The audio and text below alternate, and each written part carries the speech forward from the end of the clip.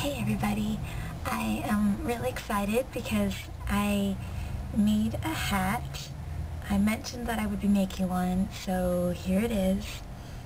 It's a kind of a inspiration of Heavenly Sword's Kai cap. It has a kind of, I would say, it would be more of a wrap style hat because this is a bandana style, kind of sitting across. This is another piece itself, and underneath is an actual skull cap, kind of what doctors use. And I'm positive some of you have seen like people in hospitals wear things over their head.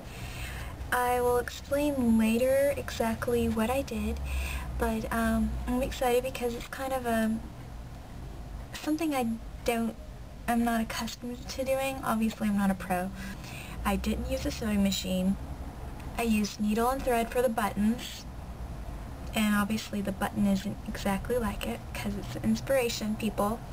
But I figured I would show you how this worked, and I actually want to know what some of you would have done if you did this hat and you didn't use a sewing machine.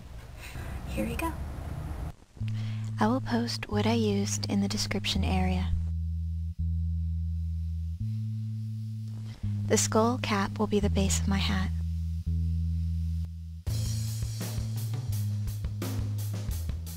I placed the material on my head to know what I was dealing with. I bought a yard of silk fabric just in case I made any mistakes.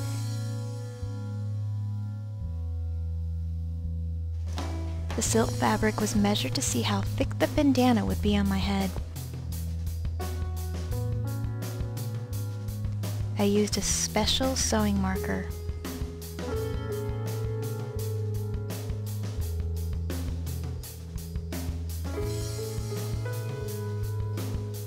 Searching for the mark I made, I measured and ironed the material in a low setting.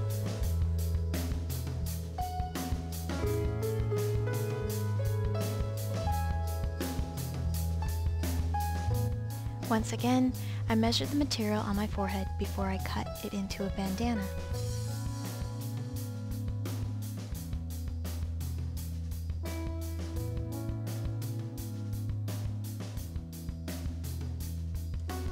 I folded the forming material, which can be easily removed from most fabrics.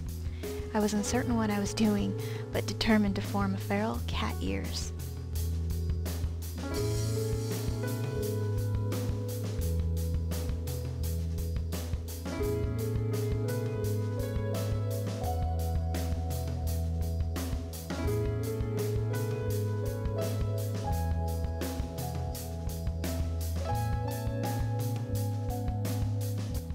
Besides looking absolutely silly here, there was a method to my madness.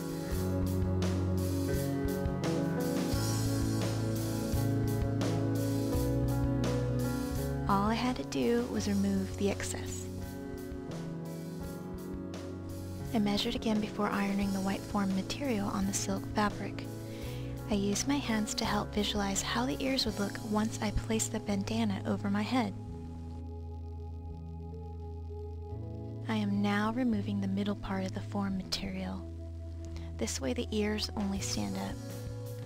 Folding the silk material, I measured the silk and form material once more. It was coming along nicely.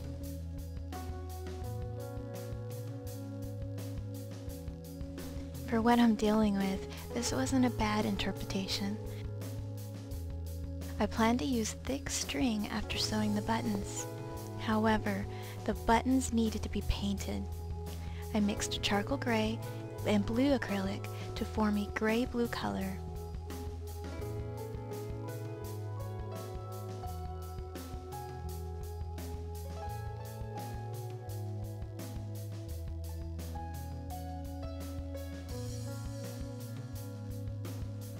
The buttons on the bottom were painted, and the buttons on the top were the original brass color.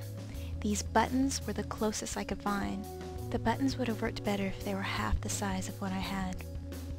The The primary button was unique, and instead of finding a round, big button and drawing a sun design, I painted the center with the gray-blue color and used the charcoal gray on the edges. Here is a look at the buttons and how they pop against that red fabric. All of this took about 2 hours. By 2 a.m., it was time to get some rest. The morning was a breeze because all I had to do was sew on the buttons and wire that thread through those buttons on that bandana. Once the paint set in, the original button still had the original shine to it, as you can see here. I used a nice gray thread that looked like the same gray color I was using.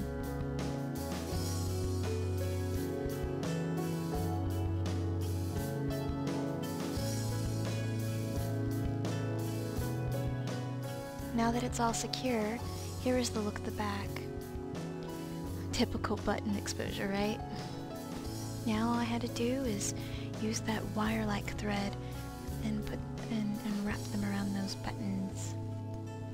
Here's the finished look, and I was really surprised how awesome it came out. The next step required was gluing underneath the buttons.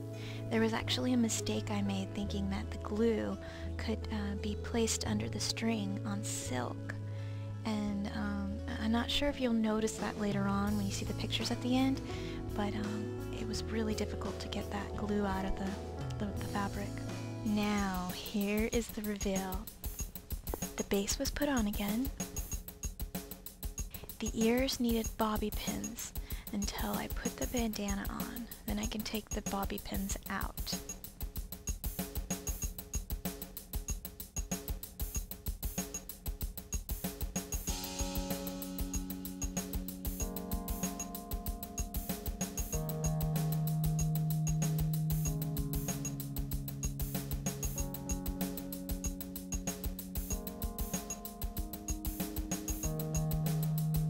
The nice thing about having that base cap the same color as that red fabric was how they all looked like one piece of fabric.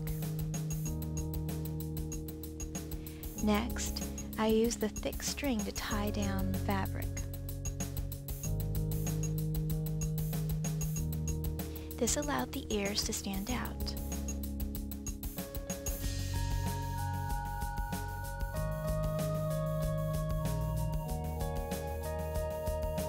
I also liked how it gave an interesting design on the hat.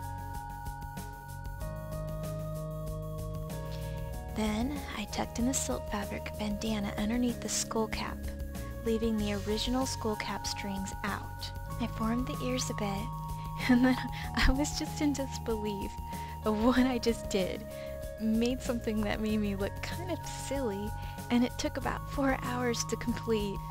This doesn't really look like a Kai cap. I look more like a ninja kitty.